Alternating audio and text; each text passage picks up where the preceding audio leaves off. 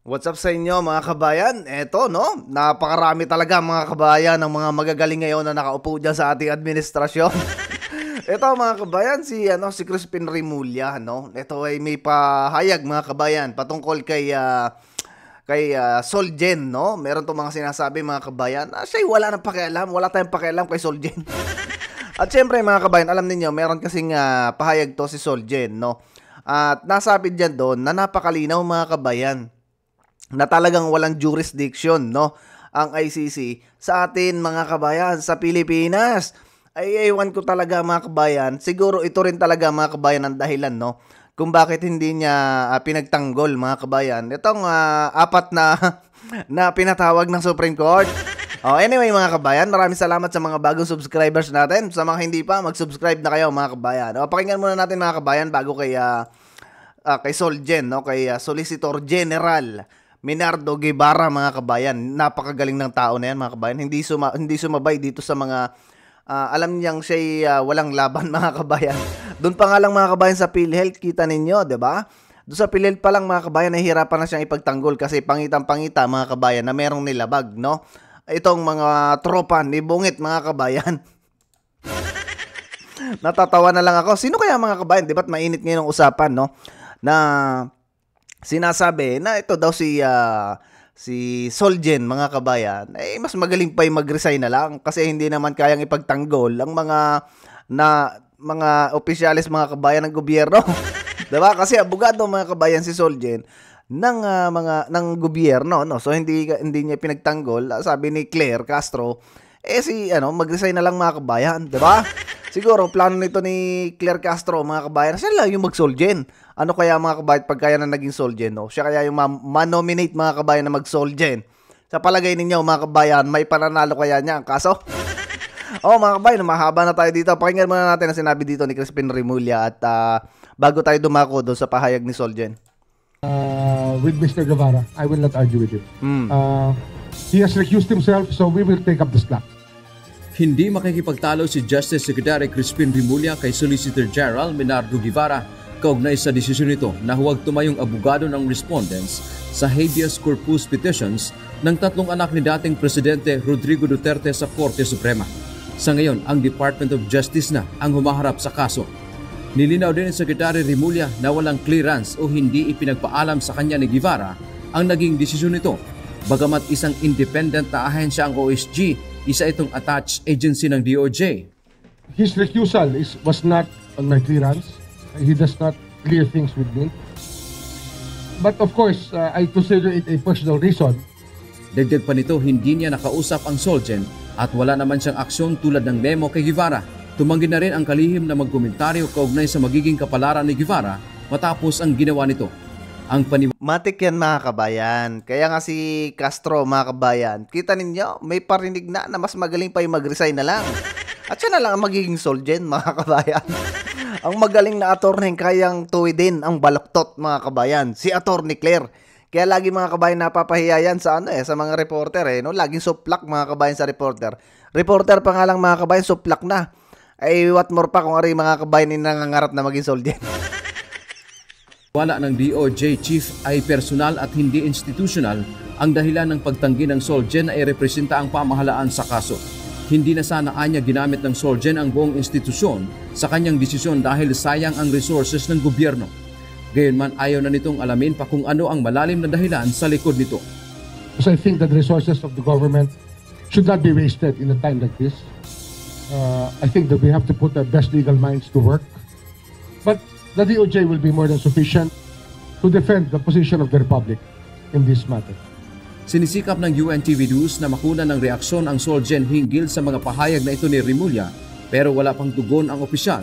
Sa naunang pahayag ni Guevara, sinabi nito na wala siyang conflict of interest at ang kanyang pagtanggi na ipagtanggol ang gobyerno ay hindi personal kundi dahil sa consistent na posisyon ng OSG na walang jurisdiction sa Pilipinas ang ICC. So, ayun mga kabayan, 'di ba? Maliwanag, no? Ito kasi mga kabayan si Rimulya, no? Hindi rin siguro niya alam, no? Ang mga kaganapan mga kabayan about dyan sa ICC na yan. 'Di ba? Ang dami kasi mga kabayang magagaling dyan sa gobyerno natin. Kaya, ayan mga kabayan, ang kinalalabasan no? Even yung abogado ng gobyerno, ayaw sila ipagtanggol kasi nga mga kabayan, pangitan-pangitan naman, no? Noon pa man mga kabayan, last year, sinabi na ni Solgen mga kabayan na talagang may mali mga kabayan, wala talagang jurisdiction ng ICC. Abogado na mga kabayan ng ng gobyerno. At mismong si Bungit mga kabayan, sinabing walang talagang jurisdiction ang ICC kasi nga 2019 wala na tayo sa diyan sa ICC na yan, 'di ba? O pakinggan natin mga kabayan, no? Ito si Remulla kasi ewan ko ba diyan sa tao na yan mga kabayan, hindi niya kasi mga kabayan na alam yung mga dating sinabi niya ni Solgen, no? So anyway, ito pakinggan natin itong interview na to mga kabayan ni Solgen kay interview ni Karen Davila mga kabayan kay Solgen, no? Ito kasi mga kabayan si Karen Davila pag minsan ayos din to mag-interview eh. So pakinggan natin. So you will recommend a denial of any form of assistance at this point? Well, the President has already said that we will not cooperate, and that's precisely because ito mga kabayan, yung dahilan, no, kung bakit ito siguro si Solgen mga kabayan ay hindi nagrepresenta diyan sa mga alipores ni Bungit, no, sa Supreme Court. Kasi mga kabayan, ito na yung pahayag niya noon pa mga kabayan, 1 year ago. So ito sinasabi na to ni Remulla mga kabayan ay hindi niya to siguro napanood or hindi niya to narinig itong interview na to ni Karen mga kabayan, ni Karen Davila. So tuloy natin. this point we have no legal duty to cooperate. In the main appeal brief, you cited legal errors. Can you share some of those legal errors?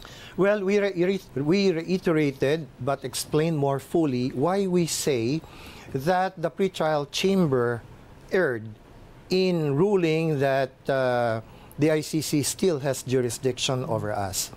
The pretrial chamber declared that the court still has jurisdiction because according to the Rome Statute, notwithstanding the withdrawal of a member state, the ICC retains jurisdiction over crimes that were committed during the time that the withdrawing member state was still a member.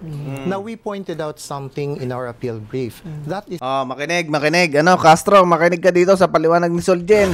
Huwag kang bira ng bira diyan sa iyong mikropono. not exactly correct.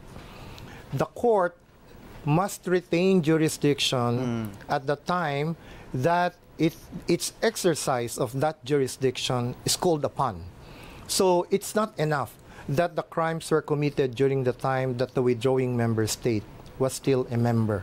It must also be important to note that at the time you will exercise that jurisdiction, that member state was still a member. Yun. All right? So in our particular case, the request by the ICC prosecutor to commence his investigation, that triggered the exercise of jurisdiction by the ICC. And when was that? That was already in September of 2021. Ayan, Castro. Siguro, mga kabayan, hindi ito na-research ni Castro, no? Kasi 1 year ago na, mga kabayan, ang nakaraan itong sinabi na to ni Minardo Guevara. Kaya lang, mga kabayan, no? Ito, na-trigger itong jurisdiction na to, mga kabayan, kasi nga nag-request ang ICC na mag-iimbestiga, no? Noong 2021, mga kabayan. So, wala na tayo doon sa sinasabing member ng pagiging ICC kasi 2019 pa lang, mga kabayan, na-revoke na. Kumbaga, nakaseparate na tayo at wala nang pakialam, mga kabayan, sa atin ng ICC at wala na rin tayong pakialam dyan sa ICC na yan. Diba? So, ibig sabihin, mga kabayan, itong sinasabi na to ni Guevara, nag-trigger lang, o kumbaga, ano ba yung nag-trigger sa Tagalog? Basta yung mga kabayan, nag-trigger yung jurisdiction ng ICC, mga kabayan, nung sila ay nagsimula. Diyan naging usapin, mga kabayan, yan kung mayroon pa bang jurisdiction sa atin ng ICC or wala na. Kasi nga, mga kabayan, noong 2021, sinasabi ni Minardo Guevara, syempre, mga kabayan, knowledgeable to kasi siya yung ating abogado, mga kabayan, ng gobyerno. So, syempre, dadaan siguro, mga kabayan, sa kanya. Tuloy muna natin. Our withdrawal had become effective in March of 2019, Karen. So at the time that the exercise of jurisdiction was triggered, we were no longer a member of the ICC, and we have no legal duty anymore to cooperate. But then, Yon, Castro. Yon, Rimulya. Yon, Torre. At saka sino pa mga kabayan? Yung sa DOJ, yung nagrepresentan sila na daw ang authorities, mga kabayan. Judicial authorities. O, yan, makinig kayo dito sa sinasabi ni Guevara kasi ito'y abogado ninyo. Dapat kung tama ang inyong ginawa dyan sa pagkidnap daw, mga kabayan, alleged, no? Pagkidnap kay PRRD. Kung ito sana na inyong nalaman, no? Kung ito siguro inyong napanood at naalala ninyo, ay di sana hindi nyo ginawa yan. Kasi mismong abogado ng gobyerno, mga kabayan, na nagsasabing wala nang jurisdiction ang ICC. Kahit nga si Bungit, mga kabayan, wala nga sinasabing jurisdiction. Pero ang ginawa nila, mga kabayan, pinatalon-talon tayo sa sapa, mga kabayan. At ang pinalalabas ay nakipag-cooperate lang tayo sa Interpol. Pero ang nag-utos, mga kabayan, yung ICC. So ganun din, mga kabayan, ang kinalabasan, 'di ba? Excuse me, mga kabayan. So tuloy natin. isn't the exercise of jurisdiction, doesn't that really cover the period when the crimes were committed? I mean, this is just a discussion on jurisdiction. Because when you think about what the ICC just recently did, they issued a warrant of arrest against Vladimir Putin. It seems they don't care about jurisdiction, really. It doesn't matter if you remember. It doesn't matter when the crimes are committed. They will do what they want to do. Well, are we talking about the case of Russia, Karen? Not yet, not yet. Just jurisdiction. The period of when crimes are committed. Isn't that the area of jurisdiction? Well, the area of jurisdiction is one thing. When you will exercise that jurisdiction is another thing. That's what we're saying in the appeal brief. At the time that you were called upon to exercise that jurisdiction, we were not a member anymore. So that exercise of jurisdiction must concur with the requirement that the offense or the crime, subject matter of the investigation, was committed during the time that the member state was still a member. Ayun, mga kabayan, napakalinaw, no? Napakalinaw ang sinabi dito ni Attorney Minardo Guevara na abogado, mga kabayan, ng gobyerno. Yan, mga kabayan, ang isang dahilan, no? Kaya siguro si Minardo Guevara, mga kabayan, ang ating Solgen, ay hindi nirepresenta itong apat na tong kolokoy, mga kabayan. Diba? Malinaw na malinaw yan. Kaya tama yung sinasabi ni Attorney Panelo na talagang wala tayong jurisdiction, mga kabayan. Siyempre, mga kabayan, abogado to ng gobyerno. Alam nito, mga kabayan, na nangyayari. Diba? Napagalitan pa nga to, mga kabayan, ni Attorney Panelo kasi nga nagre-request na nagre-refile. Sinabi ni Attorney Panelo, bakit mo gagawin yan? Wala na nga tayo sa ICC, 'di ba? Yan, mga kabayan, ang sagot, no, ni Minardo Guevara. Kaya ewan ko, mga kabayan, no, bakit kaya talaga, mga kabayan, no, talagang lumalabas dito na sablay talaga, mga kabayan, ng gobyerno. Kasi kung ito man, mga kabayan, may laban-laban, ipagtatanggol yan ni Guevara. Ang problema, mga kabayan, doon sa nangyari sa PhilHealth, 'di ba?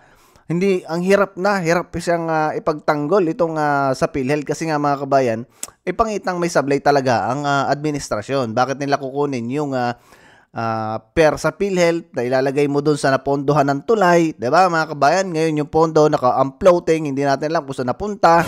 'Di ba, mga kabayan? Kaya dito pa lang sabi ko na doon sa isa kong account, mga kabayan, na social account sa TikTok, mga kabayan, nasabi ko na yung last pagtatanggol niya, mga kabayan, do sa mga sangkot sa PhilHealth, for sure last na yon, mga kabayan, kasi mismong PhilHealth nga, mga kabayan, nahihirapan na sumagot sa Supreme Court. What more pa si Minardo Guevara na wala naman talagang kumbaga hindi naman siya naging hands-on dyan sa PhilHealth na yan at hindi naman siya naging empleyado ng PhilHealth, 'di ba, mga kabayan? So doon pa lang sabi ko, for sure, mga kabayan, last nang didepensa yan sa gobyerno. So, hindi tayo nagkamali, mga kabayan, kasi ito nga ang nangyari. At kita ninyo, yung mga nasangkot dyan, mga kabayan, puro lumabag, mga kabayan, sa batas natin. Diba? Lumabag sila ng lumabag. Kaya ngayon, ang soldi natin, hindi sila ipagtanggol. Ganyan ang nangyayari ngayon, mga kabayan, sa gobyerno. Ang todo pagsasabi at pagtatama, mga kabayan, no, pagtutuwid doon sa mga baluktot, ayan, itong magaling nating Yusik na si Castro. Diba, mga kabayan? Kaya nabubutata siya ng mga reporter. Reporter nga lang mga kabayan, hindi na siya umubra, what more pa kung sa Supreme Court siya makikipaglaban. Diba mga kabayan? May naipanalo na bang kaso yan mga kabayan? Comment nyo nga dito yung kung may naipanalo ng kaso dyan si Castro. Maliban doon sa nagwala-wala mga kabayan sa sa ano ba yan? Sa police station. O anyway mga kabayan, ito malinaw tong sinabi na to ni Minardo Guevara last year, no? Na wala talagang jurisdiction ang ICC. Kasi nga mga kabayan, 2021 sila kumbaga, yun na nag-ano ng kanilang jurisdiction sa Pilipinas pero wala na tayo at hindi na tayo miyembro ng ICC. So, itong mga nangyayari na to mga kabayan ay talagang political motivated, no mga kabayan. Inihahanda ni Bungit, no, at ng mga kasamahan niya sa 2028. Yan yung totoo mga kabayan at pustahan tayo, no. Ang isusunod nila dyan mga kabayan ay ating Vice Presidente pagbalik dito. For sure yan mga kabayan, pagbalik sa Pilipinas. Adjust muna sa inyo mga kabayan. Ingat kayo palagi. At syempre, huwag nyo kakalimutan ang ating mga pambatong line-up. Wala kayong imimintis dyan mga kabayan. Mas maganda kung lahat sila ang makakaupo dyan sa Senate. Kasi pagka sila'y magkakakampi mga kabayan, madaling makapagpasa ng batas. At for sure, makakatro to si Bungit ng maaga. Yun ang gusto natin. Adjust muna sa inyo mga kabayan. Ingat kayo palagi at see you sa susunod na video.